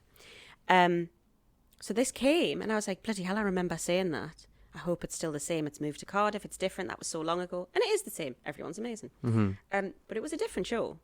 And now, it's won RTS, BAFTAs year after year, Golden Rose. Like, it's amazing. People are finally sort of going, oh shit, this show's different. The people in it who play like... It's an ensemble. There's no main characters, but like there's a few that are stand out. Yeah, but that's always the case, though, isn't it? Incredible. Getting to be on set with them, and sort of, it fills you up with this sort of like, I'm having to like respond to your and I remember one of the first scenes I had with Will, who plays Dylan, Dr. Keogh. He was like shouting at me, and I was supposed to get upset. And when they did my reverse, he said to me, what do you need from me now to get to where you need to be? And I was like, oh my God, you're brilliant. He's been there nearly 13 years and he's asking a new person on that set, what do I need to give you when the cameras aren't pointed at me to get the best performance out of you? And but that's how you know that's a good... selfless, brilliant man. Yeah. Yeah. But that's what makes that amazing. show good, is when the actors really care about it, yeah. And people do. Like, we love it. We're so proud of it. I equate it to being a Geordie. So, if you're a Geordie, people say, Geordies are dead friendly, aren't they? Yeah. So if you get stopped in the street by a stranger who's not from here, you go out of your way to be the stereotype, to be the friendly Geordie. Yeah. Oh, I'm going up that way. I'll show you where that is. No worries, blah, blah, blah. Because you want them to go, God, aren't Geordies friendly? Now I'm part of the cult of Casualty. And I had such an amazing experience joining, and the people, the guest artists we get in to do an episode who are there for a couple of weeks say, oh my God, everyone's so lovely, and you try really hard to put them at ease and all the rest of it. We had a new cast member join recently, and I was like, I had nothing with her. And I was like, I need to take her for dinner. She must know how nice we are. And I love that. But we're all like going out of our way to go, has anyone taken her out to dinner yet? Has anyone done this? Does she know where things are? That's such a nice, that must be such a lovely environment to be in. I love the sound of that. It's lush. Like, it's genuinely lovely. I'm going to come on and play a corpse.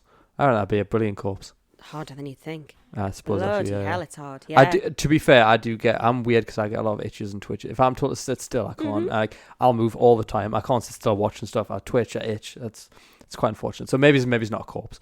Yeah. Well, the sweetest deal is resus patients in comas or in medical induced comas, because they're just told to lie with their eyes closed in the background, and you bet your arse they'll fall asleep. And it looks more realistic, so we just leave them. Unless they're snoring really loudly, we just let them sleep. I had to do it recently because everyone in Casualty, it was a joke someone said to me when I started, was like, yeah, you're a doctor now, you'll be a patient soon. All the doctors and nurses go through that. Yeah, you have to be a patient That's at some point. true, yeah. So I won't say why, but I was a patient recently.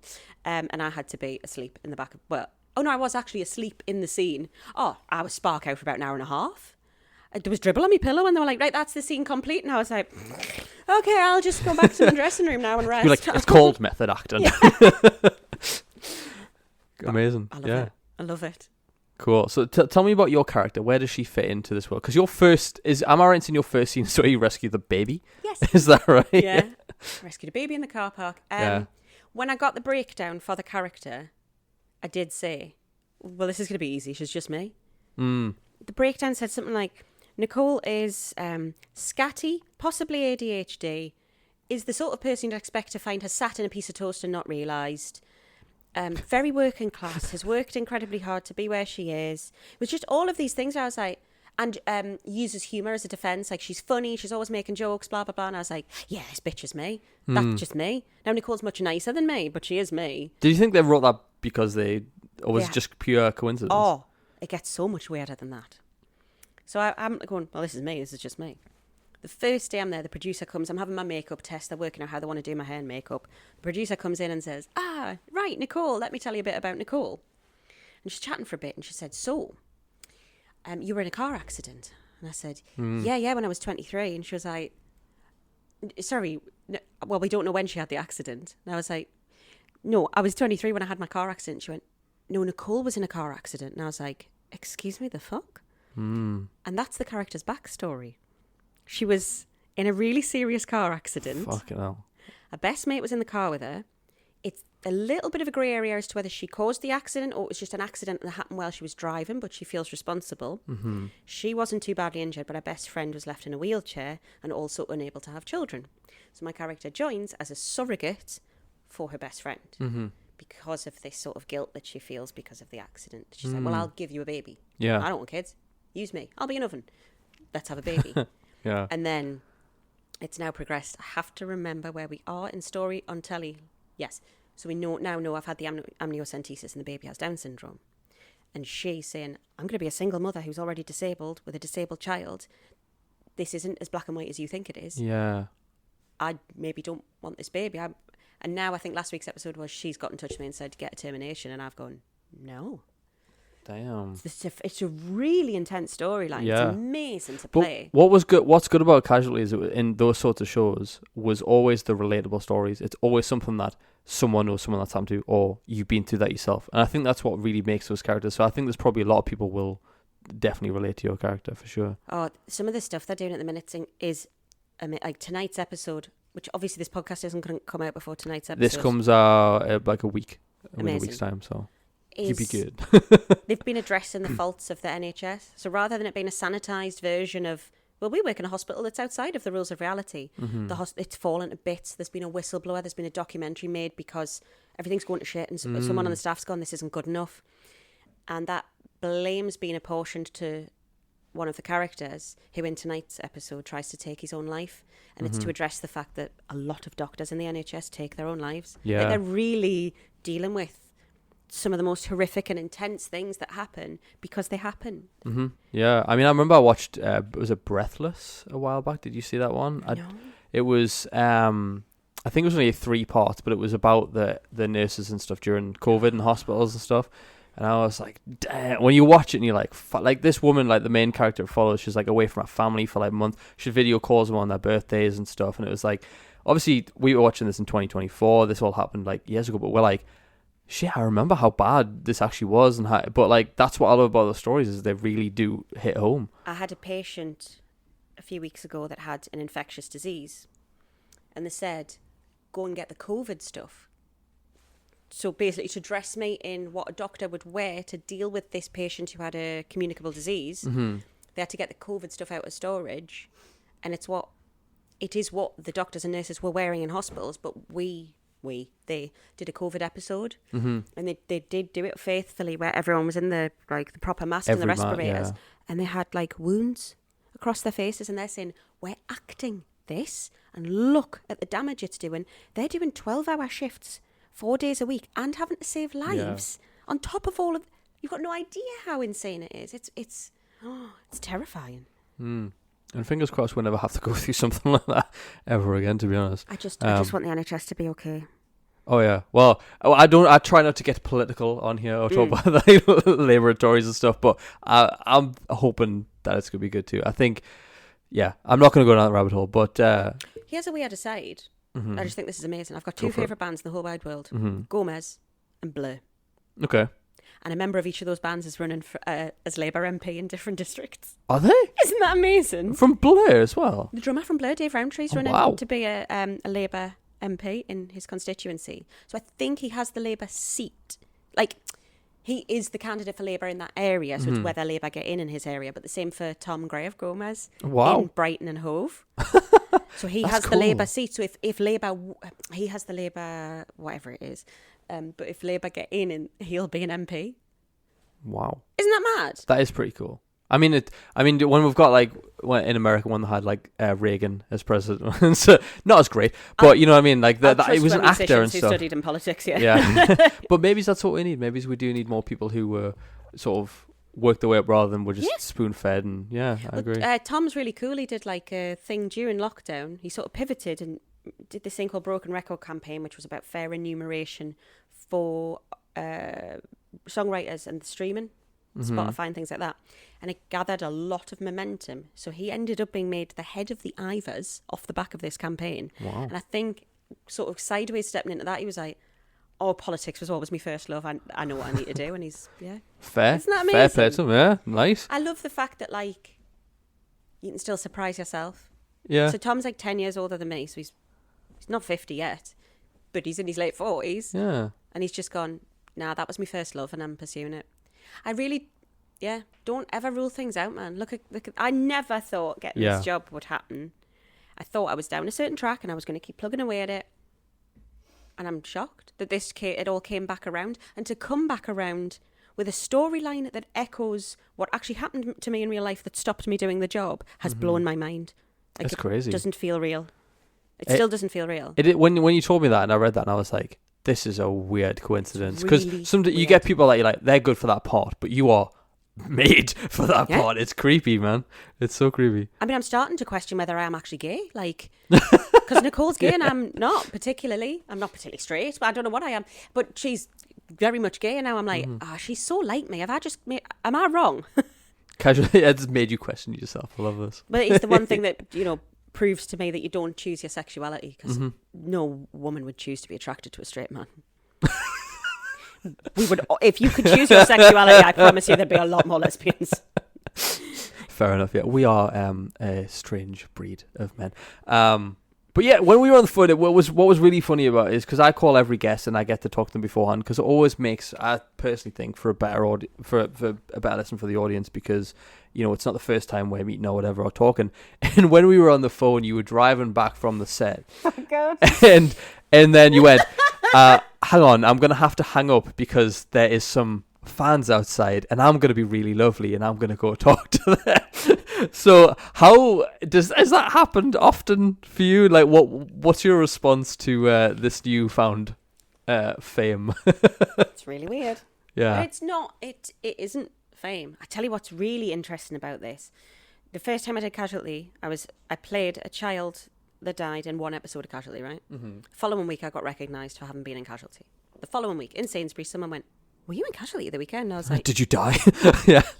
Yeah. Yeah. I have been definitely recognised. I've been on since March, but in June now. I've been recognised definitely once. Possibly another 2 times, but we're not sure. Mm-hmm. Do you think people just kind of... I am getting away with it. Yeah. What's what you wanted? That's what you said you wanted, yeah. Exactly. Mm-hmm. Because that's the deal with the devil, isn't it? Mm-hmm. And I get that. I totally get that. And what I get about that is fan service. Yeah. I am a fan of stuff. I love stuff. I have queued after shows. I've queued after live podcasts. Mm-hmm. I will wait to meet and get my photo and get my little interaction with that person. I love that. And I get that. So if someone's going to wait outside our studios all day in the shitty Cardiff rain, I am absolutely stopping my car and spending 20 minutes talking to you. Yeah. Because people have done that for me and it's meant the world. Yeah. For those few people who do that, who wait outside our studio, they love Casualty. They are not representative of the Casualty viewership as a whole. A lot of people watch Casualty and they might go, "Oh shit, you're on Casualty." Great. Yeah. These people love it. They love it. And there's not that many of them. So I absolutely will go out and chat and take photos and whatever. Yeah. Because for them, that's their favourite thing. And that's lovely, isn't it? So I always want to give them a positive. God bless them. It's happened a couple of times recently. But on days where I've been filming like horrific stuff. Mm-hmm. So I've got no makeup on. I've clearly been crying all day. And I'm in my sweats. Mm-hmm. And they... then take photos of me and put them on the internet. Yeah, pop shots. And one of them last week, that day when I got off the phone to you, went, "You look nicer on telly." And I was like, damn. Yeah, I'm filming a bit of a rough storyline at the minute, but thank you. And you've just got to smile and take it. Yeah. But it is funny. But that's part of the job. Like if you do theatre work, if you're a famous actor and you do theatre work, you know it plays in 2 acts, usually. There's a thing called third acting. Third acting, where you go and meet the audience at the door. And that can take just as long as the other 2 bastard acts. Oh, yeah. It's part of the job. Yeah. You've got to go and do that. That's fan service. It's part of the job. And I get that, like, because I've been that person queuing at the stage door with me.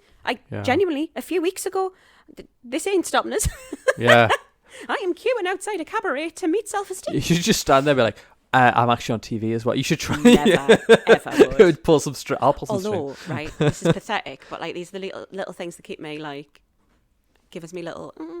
When I found out Barack Obama had watched Daniel Blake, I was like, shit, Barack Obama has seen me. That's mad, isn't it? Yeah, that is mad. Crazy to think. Just think about like that is mad. Yeah. Love that.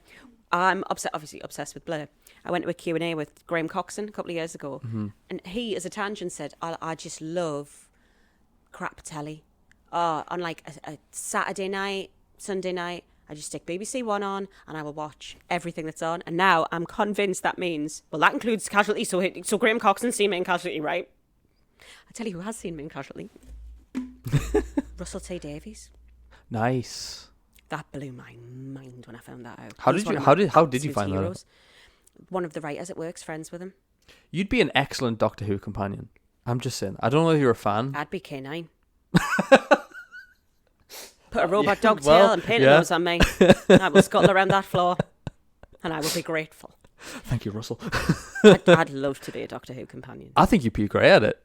100%. I'd love to be Doctor Who. Come on, let's face it. You know what? Yeah, I can see that. Yeah, I can. Yeah, you know what? That is the role that you were brought to play. And do you see why they'll never let us?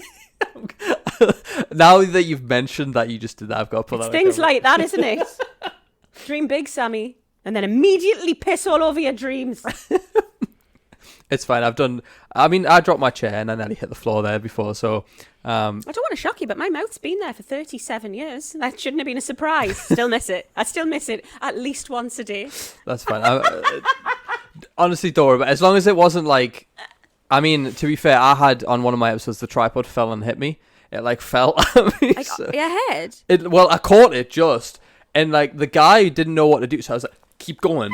And then we had to get like a tip. It was, but things happen, you know. But in terms of, I've lost my, yeah. So with the fans, you mentioned that you've got some DMs and stuff. How much can you go into that side of stuff without? Like, can you talk about that, or would you rather not?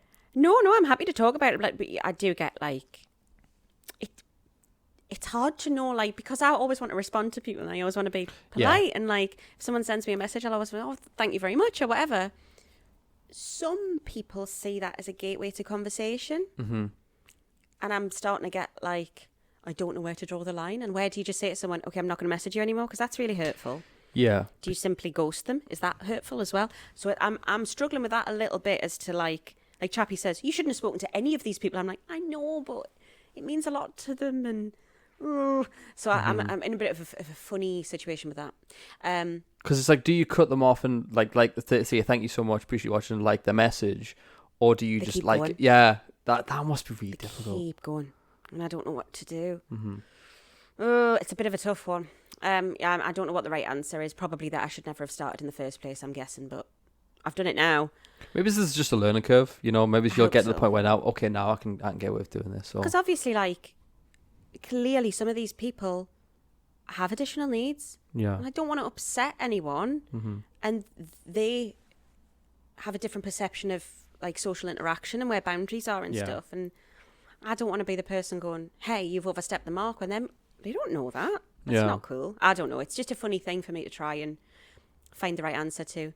And of course, they're always been lovely. They're always been like really sweet, lovely I think that's what makes it harder as well, because they're not being horrible to the point where you go, well, fuck you. I mean, I've had a few people like, over the years message me, and there was one guy in particular was, you know, maybe a little bit on the spectrum. That's not a harsh thing to say, but you know, because they get obsessed a bit more and they want more and more and more. And I'd wake up and it was like 14 new messages, and I'm like, dude, like, you need to tone this down. But you can't. I understand. Maybe I don't understand it from like your perspective being on TV and stuff, because it's massively different. But it's not. It's hard to be. It's hard to not want to just be lovely and give everything to everyone who's showing some appreciation for you. It's very hard. Well, just be nice. I mean, the flip side of that is the amount of completely unsolicited messages I've had from middle-aged men that all say, "Hi, gorgeous, love you on TV, you're so sexy." You think, oh, piss off. Yeah. But a lot of that. I can it's imagine, all from men that look the same. They've all got their wives in their profile pictures. You think, it's interesting. Great. You could literally ruin a lot of marriages. You could be that person. I might one day, just out of spite. Yeah. I'm getting married 3 weeks today. If mine goes wrong, I might just go out on an absolute rampage. All these people. Like Kick-Ass, but just I'll be a modern day marriage ruining superhero. Would you have an outfit? Would you have a costume as well? I'd purely be nude. Nice. That's how I'd lure them into my trap. Nice. Because that's what I call it. It would take them by surprise and then just... Amazing. You looked at me tits. No, I'm going down a dark alley with this. You can't victim blame. Anyway. This sounds like one of your stand-up comedy routines, to be fair. That tended to be how they went, didn't it? It was kind of down that road. Yeah. I loved whenever someone would say, can you do a clean set for a family show? And I just have to go, no. Not a chance in hell. Not. No, I'm sorry. Yeah. Look, Jack, wait, could you just dial the language down? It's not about the language. Well, I have a couple of questions just to round this off, because I've absolutely loved this. I think it's been hilarious, and I think you can tell that you're obviously very good at stand-up. You're very funny and stuff like that. But there's a part of you that maybe you don't talk about as much, which is your obsession with Lego. So tell me a little bit about your obsession with Lego. Oh my God, I had to say it to someone literally the other day. Someone working in my house, and they were going to have to move my Lego, and I was like, I'm just going to explain to you now. I've been a stand-up comedian for 10 years, and you can joke about anything around me. You can take the piss out of me. You can do what you like. You can say what you like. But I have no sense of humour when it comes to my Lego. If that needs moved, you come and get me. You don't joke that you might, I might drop this. We don't have any of that in this house, okay? Because you might drop that. Mm-hmm. And then I have to kill you. No one will find your body. Yeah. I'll eat it. Yeah, I really like Lego, but I have no sense of humour when it comes to Lego, because people think it's funny. People think it's funny to move them around. and pick the things up. No, it's Oh not. God, it's not funny. I've got a Lego tattoo. This morning I posted on Instagram me doing the worst thing you can do with Lego. Oh, I saw that you were. Can we say it? Can we? Do you want me to say it or do you want to say You it? say it. Yeah. So Sammy has glued her Lego to stick it together. I know, and honestly, because that's literally the plot of the Lego movie. Is the It baddie is, is the dad The who's cr- gluing what was it, Lego. the The Craggle? Craggle. Yeah, Crazy glue. You don't glue Lego together, man. However, I have to because I'm making the bouquet for my wedding. Mm-hmm. So I need it to not fall apart in my hands because I think Oh, that would that's so feel cool. quite auspicious if my wedding bouquet crumbled beneath my grip. Yeah, there's something foreshadowing in that. Yeah, it's a bit weird. Yeah. So the bouquet will be half Lego, half real flowers. All sort of. You actually won't really be able to notice it's Lego until you look at it quite closely. That's a really good idea. I love that. Love it. Yeah. So excited. But it did mean I've had to glue Lego together, and I genuinely felt like. At least, I mean, it's different if you were like just gluing it because you couldn't be bothered to ever rebuild it or wanted to move it or something. But this is for. I understand know this. I what? feel like people will forgive I you. don't ever rebuild. If I build something, it's built. Yeah. So I could glue it, Yeah. but I never would. No, it ruins the feeling of it. I think as Yes. well. Yeah. And you can see the little. What's the most impressive thing you built? I'm not very. I can't sit with a Lego set and make something cool, which is what I used to love doing as a kid. I always used to love making hospitals. That's weird. I'd always make a hospital. It's come full circle. Hasn't it? Yeah. Loved making a little hospital, making a little wheelchair. But I love getting a set and making it faithfully. Like as an adult, that's it's really therapeutic. Just that sort of like follow the instructions, make the beautiful thing. However, I ADHD got a little bit obsessed 2 years ago with Harry Potter Lego and bought pretty much all of it. The whole castle. The only thing I don't have is Hogwarts, and I will keep it that way because I think that's bad. But I've got all the interconnecting bits. Right. Now, I was buying nearly all of it second hand where they said they'd counted all the bits. And sometimes they hadn't. So I had to...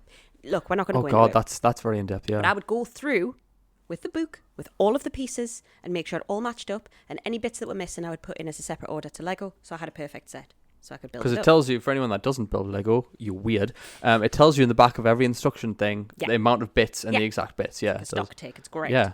So that's a nice thing to sit and do faithfully. 3 of them, lovely. 6 of them, nice. But because I was buying so many second-hand ones, people were like, well, there's definitely 3 complete sets, this, and this, and then there's just loads of other Hogwarts Lego. So I ended up with loads of extra Harry Potter Lego. Cool. And my idea at the time was I was planning on doing something with it that I never did because, ADHD.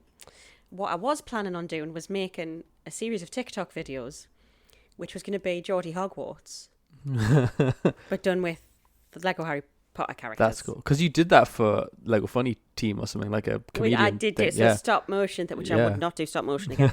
We did do stop motion where we did the voices. It wasn't Harry Potter, but yeah, it was supposed to be us. But I just thought that would be quite funny doing Geordie Harry Potter and so I wanted all the sets and I was like, well, if I do this bit from this film, I need the train. It was just an excuse, I think.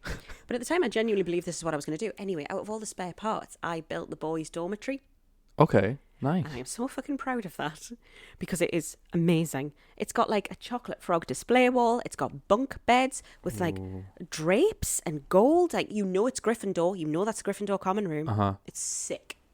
I'm so proud of that. And it's got a door that's the painting that moves. And instead of being a fat lady, it's a 1990s football sticker of Peter Beardsley. Why? Because it was Geordie Hogwarts. Fair enough. I mean, that makes sense. I'd get yourself inside, lad. I love that. That'd be great. That's brilliant. That's brilliant. Or do you think you'll do do you think you'll eventually do the castle?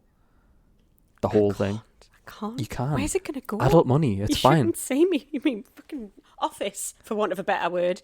It's just shelves full of Harry Potter Lego. Yeah. And I don't do anything with it. I mean, It's shameful. That's the thing, though. You don't have to play with it. You build it, and you admire the fact that you built it. Oh, me American Office Lego set. Oh yeah. I love Lego so much, man. It is weird, isn't it? I've got all the collectible minifigures. I just love it so much. I made a little Lego Nicole. That's cool. Because the minifigure series 8, maybe, there was a surgeon.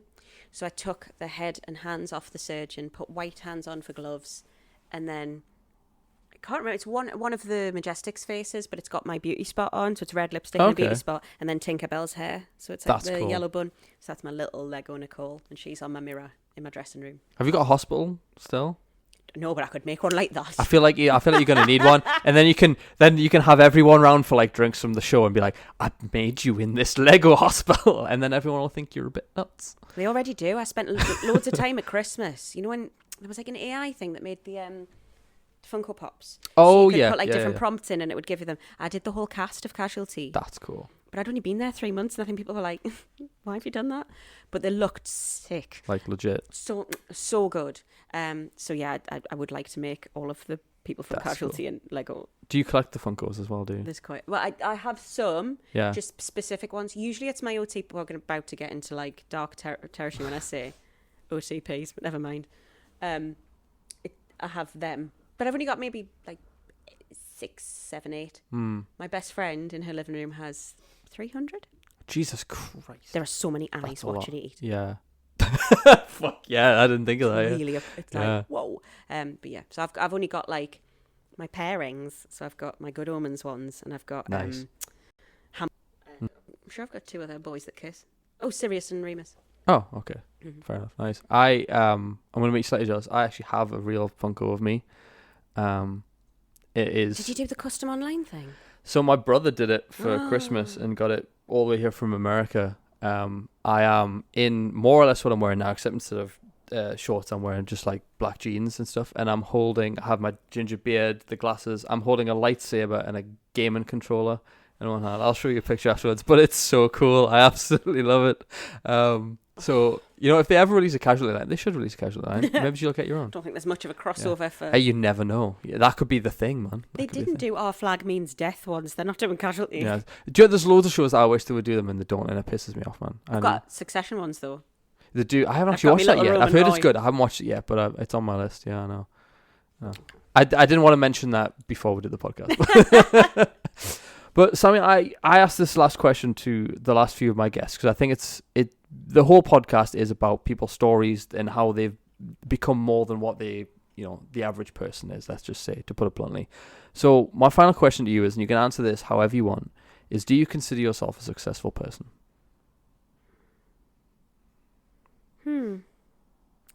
By some metrics, no. And by others, yes. I've never been able to hold down a proper job. And it's always made us feel really crap about myself. Getting my diagnosis of ADHD really helped me come to terms with that. Because it's just not the way my brain works. Yeah. And that's when I ended up doing stand-up sort of full-time.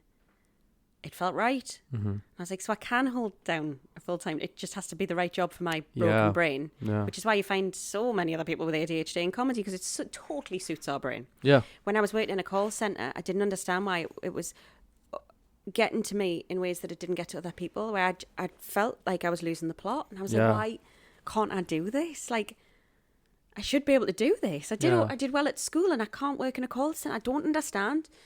But it just doesn't suit my brain Wasn't the right chemistry. environment, yeah. So by some metrics, I don't think I'm successful at doing certain things, and it's simply the way my brain works. I'm not successful at like just completing a fucking task from start to finish, or having a to-do list and getting through it. There's loads of things where I look at other people and think, oh my God, you've so got your life together because you can do these things. A lot of that is down to ADHD, but I still should be on top of that. So by those metrics, no. I'm not a successful grown-up. I'm not a successful person in that sense.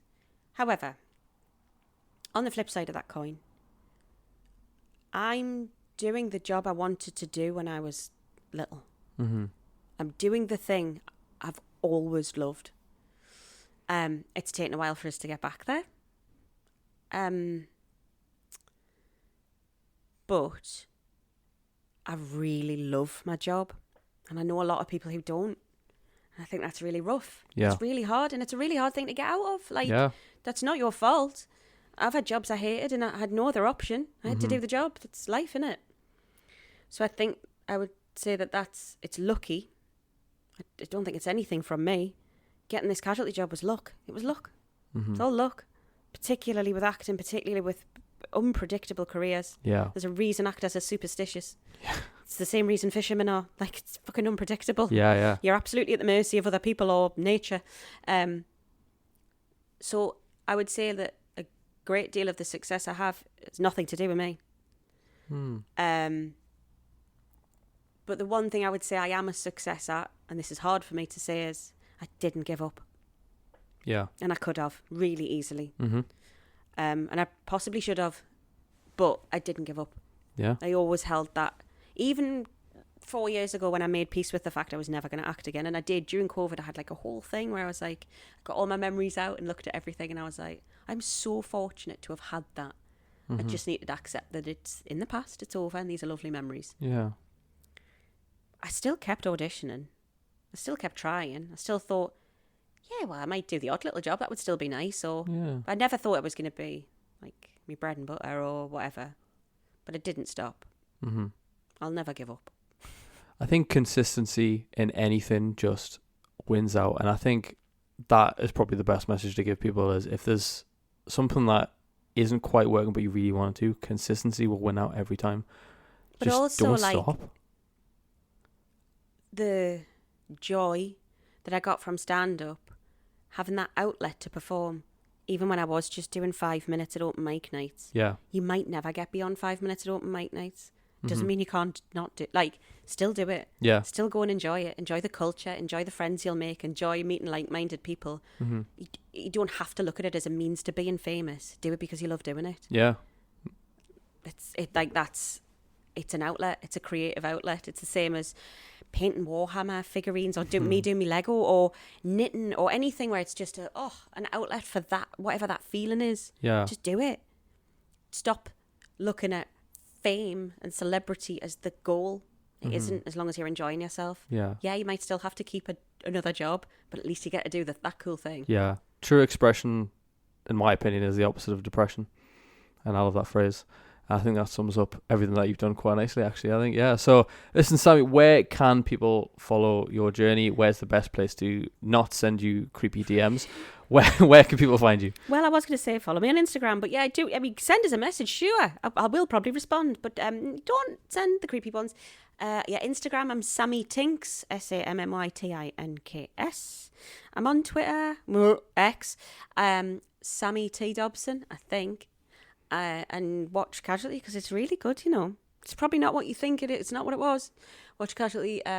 Saturdays, BBC One time floats around, often 8:35, but it's on the iPlayer from 6 a.m. every Saturday that it's on. And it's bloody good.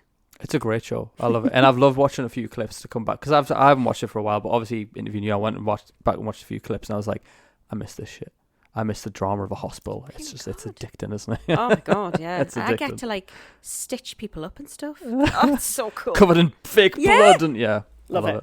Well, listen, guys, thank you very much for listening. Always check out all the other episodes that you find on Spotify, Apple Podcasts, and YouTube now. I'm finally caught up with the YouTube game. But it means a lot if you can subscribe to any channel, give us a follow, give us likes, 5-star reviews. No 4 stars. It's just about the 5 stars. Who's leaving 4 stars? I don't know. Don't just bother. these weird people who love it but still leave 4 stars. I don't understand it. Just it takes a second of your day to make mine, guys. So thank you very much for listening, and I will see you all in the next episode.